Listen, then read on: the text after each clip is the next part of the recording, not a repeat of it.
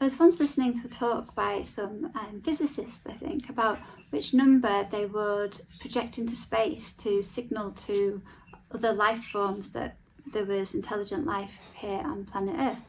And there was all sorts of numbers suggested, like pi and phi and 42 and Euler's number and the speed of light. There was loads of numbers. But the point is that we understand what those numbers mean because they have context for us, and we have a key of understanding for what that means within our society and our knowledge base. It's not necessarily the case that an alternative intelligent life form on another planet would have the same associations and understanding of those numbers. And I think the same can be said of the depictions of characters in ancient myths and art. You know, we look at the images from ancient Egypt and think, oh, that looks really bizarre, and some of the stories just sound really weird and perverse and just so strange. And I think more so perhaps in decades gone by than now, might have just assumed, oh, those quaint or silly ancient people believing in the funny stories. And I think, to be honest, well, it's understandable that people might have thought that, but it does do ancient people a bit of a disservice. It's just because we didn't have the key of understanding to unlock the meaning behind what was being depicted. Now, a couple of years ago, I began to live my life following my intuition as closely and as, as well as possible. And it led me to a bookshop and a book on Egyptian myths. And I found myself in the surprising position of having a key of understanding as to the meaning behind the images, the headdresses, and the themes and motifs that are found in the stories. It has been the most fun experience ever to learn about this, and I did not know that I could keep a secret so well. I haven't told a single soul what I've discovered, because, again, I live my life following my intuition, and it just wasn't time.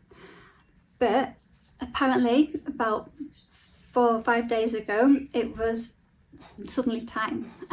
So I'm so excited because it's now time for me to be able to share what I have discovered, and everyone's going to love it so much. It's so fun, it's just incredible, and it's a roller coaster of emotions. You from confusion to clarity to a bit of doubt, and then to kind of utter joy when the penny drops and things all start falling into place. And right from the beginning, I knew that was an experience that I wanted other people to have, because we might wonder how Champollion felt when he decoded the hieroglyphs, or all of these famous people throughout history when they've had these breakthrough discoveries. And I thought how fun it would be if I could provide a sort of skeleton key or a framework or a few clues and offer it out to everybody so you can all try and figure it out for yourself.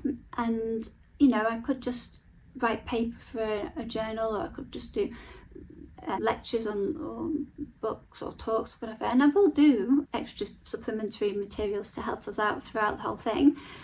But I just think it'd be more fun if we could all do it together, and everyone else can experience the joy that I've experienced in this process. So,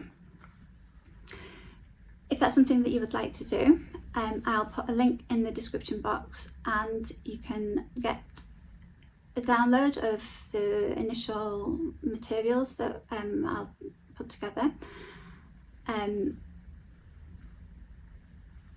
What we're going to do is we'll basically go through the Heliopolitan cosmogenesis myth, Atum, and then we'll do Chu and Tefnut, and we'll work our way through different myths over different weeks, and it will build up a little collection for you of ways that you can understand what the symbology means. So if you'd like to be part of this treasure hunt through time. It's going to be such a fun adventure and such a blessing for us to be able to experience and share this when there's so much like horrid stuff happening. Then it's a little bit of just pure joy, and it won't cost anybody anything. You don't need to be an expert in Egyptology. I certainly wasn't. I didn't know anything about it. All you need to have is an open mind, and it's like when anyone solves when you get given a riddle and then you spend ages trying to puzzle out the riddle, and then somebody tells you the answer and you're like, of course. And it's really frustrating, but it's like really good. So it's a little bit like that. So if you like puzzles, like riddles, you don't need to be really good at all of the history and the dates and whose tomb was which and this, that and the other, because we're doing more, it's more about pattern recognition.